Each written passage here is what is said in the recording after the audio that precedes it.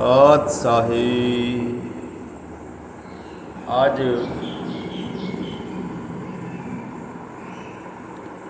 सत्संग दी ते संतों की जो ज़रूरत है, संतों की जो नीड है, क्यों हमको संतों के पास जाना चाहिए, संतों की शरण में जाने से हमको क्या फ़ायदा है, इसके बारे में विचार करेंगे। जैसे संसारिक कार्य में कोई भी हम काम करो, किसी चीज़ को ठीक करवाना, कोई मैकेनिज़्म ख़राब हो गया, कोई पखा, कोई मोबाइल, कुछ भी ठीक करना है तो एक्सपर्ट के पास जाना ही पड़ता है, सबको पता है। अब बीच में रुकावट क्या है? रुकावट है ईगो, अहंकार रुकावट है। आदमी को ये विचार है कि जितना मैं खुद को जानता हूँ और कोई जानता ही नहीं है। और असलियत ये है कि आदमी, इंसान, जीव अपने आप को बिल्कुल भी नहीं जानता, सिर्फ अपने विचारों को देखता है, अपने इच्छाओं की पूर्ति करने के लिए भागता है। मन के इस हिस्से के अलावा उसको किसी भी चीज़ का ज्ञान नहीं है। न अपने शरीर का ज्ञान है। इस शरीर में कम से कम 60 ऑर्गन, 60 मशीनरी एक साथ चलती है, थोड़ी नहीं, एक का भी इसको सेंस नहीं है।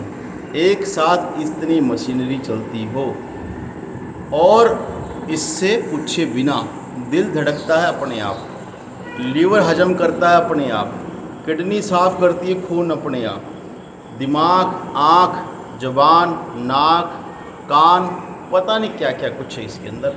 छोटी छोटी मशीनरी बहुत ज़्यादा है, थायराइड जैसी, गिनती नहीं है कि क्या क्या इसके अंदर चल रहा है। तो ये अपने आप को, इस शरीर को, इस बॉडी को अब तक नहीं जान सका। ये बाल कैसे बढ़ते हैं, कैसे नाखून बढ़ते हैं, किस तरह से इस पूरे के पूरे सिस्टम को चलाया जा रहा है, यही नहीं जानता। तो भाई आगे क्या जानेगा? आगे उसे कुछ सेंस नहीं है। और मन के वो केवल एक हिस्से को जानता है, एक हिस्से को भी, सिर्फ विचार और इच्छा वाले हिस्से को, कि मेरे ये विचार है, और विचारों पर वो अहंकार करता है, मैं सच्चा हूँ, मेरे विचार ठीक है, और दूसरे किसी के विचार मुझे पसंद नहीं है। इस पर उसका पूरा जोर है। इसके बाद उसकी इच्छाएं हैं, इसी पे उसका सारा जोर है, और उसे कुछ नॉलेज नहीं है। तो अब इसी बात को समझना चाहिए कि हमें जिस चीज़ की नॉलेज नहीं है तो किसी का तो सहारा लेना पड़ेगा। अगर किसी काम को करने के लिए दो ही तो रास्ते हैं, या तो आपको खुद आना आता हो, या जिसको आता उसके पास जाओ। अगर बच्चे को पढ़ाई करनी नहीं आती तो टीचर के पास जाएगा। आप भी नहीं पढ़ना, टीचर के पास भी नहीं गया, फेल ही ऐसे ही रह जाएगा, अनपढ़। कोई भी माई का लाल उसको पास नहीं कर सकता, वो पढ़ाई में एक्सपर्ट नहीं हो सकता। ऐसे ही रूहानियत में, आध्यात्मिकता में और अपने संत मत में, जिसको सुरत शब्द मार्ग बोलते हैं, इस मार्ग में एक ही चीज़ है, वो है संतों का सानिध्य, संतों का संग। संतों के संग से ऐसी ऐसी अनुभवी दिव्य, पूछो ही ना, बस किन किन चीज़ों का दर्शन होता है, क्या क्या होता है, बस कहने सुनने से बाहर है। तो ये समझ लो कि 1000 साल, 500 साल, कोई संत, कोई महापुरुष, जिन जिन रूहों को, जिन जिन परमात्मा स्वरूपी सत्पुरुष के अवतार संत महापुरुषों को गए इतने इतने साल हो गए हैं, सच में वो आपके साथ ही खड़े रहते हैं। ये असली सुरत शब्द मार्ग है। तो इसमें चलने के लिए, संत मत पे चलने के लिए संतों का सानिध्य परम आवश्यक है। जो जो संतों का सानिध्य करता है उसे बस थोड़ा ध्यान यही रखना है कि एक बार निश्चय करके इस दुनियादारी के जितने भी प्रलोभन है, घर का प्रलोभन मोह माया का है, बाहर का प्रलोभन मान इज्जत का है, इन सब को थोड़ा लूज करके, पीछे हटा के, अपने आप को पक्का दृढ़ निश्चय करके, बिल्कुल जिसको बोलते हैं कि ध्रुव निश्चय, जिसको बोलते हैं, उस ध्रुव निश्चय से और एक बार लग जाए, एक बार करके देखे कि जो वाणी बोलती है, जो संतों ने, कबीर जैसे महापुरुषों ने बोला है, तो क्या वो सच है कि झूठ है? गुरु नानक जी जैसे इस महापुरुषों ने कहा है कि भाई ये जो मार्ग है शब्द गुरु श्रुत धुन चेला, इस चीज़ का मार्ग है, तो क्या वो सच में है कि नहीं है, बिना चले कैसे पता लगेगा? तो इसको चल के ही देखना ज़रूरी है। हमें चलना है, इस मार्ग पर चलना है। संतों की मर्यादा और आवश्यकता दोनों को समझना है। ज़रूरत का मतलब ये नहीं है कि आप दुनियादारी की जैसे ज़रूरत समझते हो, ऐसा नहीं है।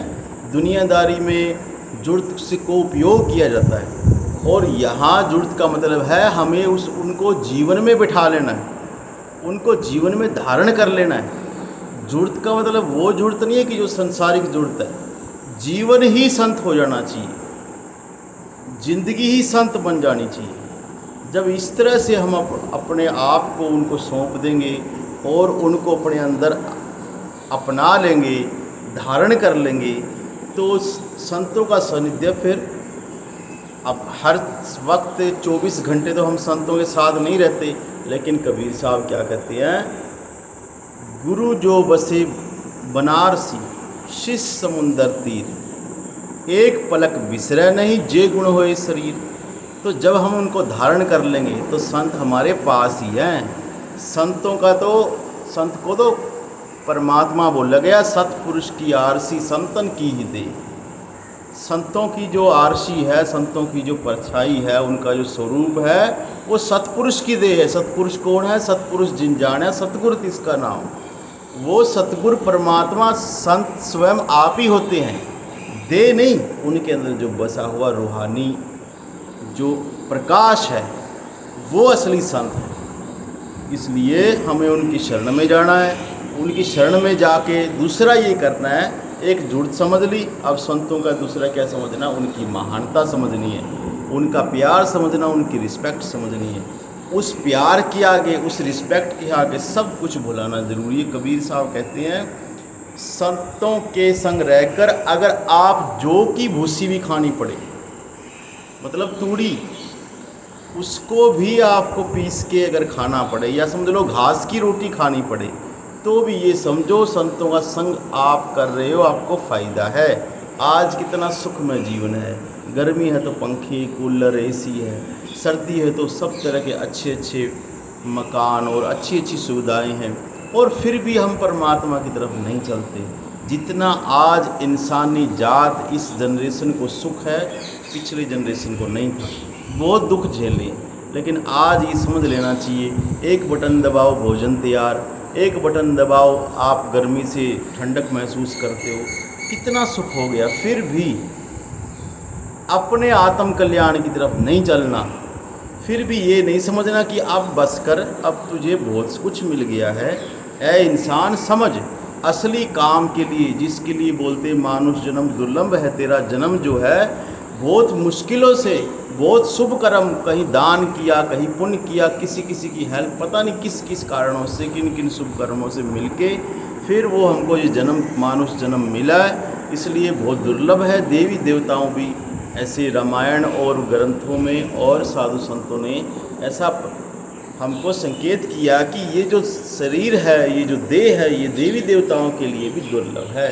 तो इसलिए मानुष जन्म बहुत ही ज़्यादा दुर्लभ है। इसको सार्थक करने के लिए भजन करना है। जिसका शरीर सुखमय है, 8-10 घंटे काम करके, पहले तो 18 घंटे 15 घंटे काम की ड्यूरेशन थी, अब तो बहुत कम काम रह गया, सब तो काम मशीनी हो गया। तो इतना काम करके बाकी टाइम अपना कुछ टाइम लगाओ फालतू बकवास में टाइम खराब करने की बजाय, कुछ टाइम ध्यान भजन सिमरन में लगाओ, सत्संग सुनो, इससे हमारा जीवन सार्थक होगा। जिसने अपना काम बनाना है, देखो भक्ति मार्ग सीधी सी बात है, उसका है जिसकी नज़र हमेशा खुद पर और भक्ति पर रहती है। मैं कितना मार्ग चलता हूँ, मेरा क्या होगा, और गुरुमुखियों की जो रास्ता है, जो संगत है, उस पर रहती है। वो ये बात को समझता है, उनको ये समझ आती है। जिनको कुछ नहीं करना, उनकी बात अलग है, उनके बारे में बात नहीं चल रही है। तो इसलिए संतों का संग परम आवश्यक है, और संतों को तो परमात्मा के समान अब आपको बता ही दिया है। इसलिए हमें किसी तरह से शरीर और मन से और अपनी भावना से और प्यार से जो कुछ भी हमारे पास है सब कुछ सौंप के उनका संग करना चाहिए, उनको धारण करना चाहिए। 2 बातें आपको बता दी है, एक उनकी शरण लेनी है नीड के अनुसार कि हाँ हमको ज़रूरत है, लेकिन उसके बाद उनकी महानता भी रखनी है, उनके प्यार की रिस्पेक्ट करनी है, और उसके आगे हमारे आप को अपने खुद को कुर्बान करने के लिए टाइम नहीं लगाना है। ये बहुत ही सरल मार्ग तब बनता है जब हम इन सब चीज़ों को करते जाएंगे। अगर सिर्फ सुन लिया, थोड़े चले, थोड़ा छोड़ दिया, फिर कर लिया, फिर सुन लिया, फिर छोड़ दिया, ऐसे नहीं है, क्योंकि प्रोजेक्ट काफ़ी बड़ा है और जीवन थोड़ा है, इसलिए काम पूरा करना परमावश्यक है। इस ज़िंदगी में ही काम को बनाना है तो भाई मेहनत करनी पड़ेगी, लगना पड़ेगा। ये इस आज का सबसे हमको समझ लो कि ये सीख है हम सब के लिए कि सतगुरु दयाल हम पर दया करे, वो दाता की दया रहे, आप पर रहे, हम पर रहे। आज का दिन कितना बढ़िया हमने चर्चा परमात्मा की है, इससे अच्छा कुछ हो नहीं सकता। तो सभी को बहुत बहुत धन्यवाद। सत साहे।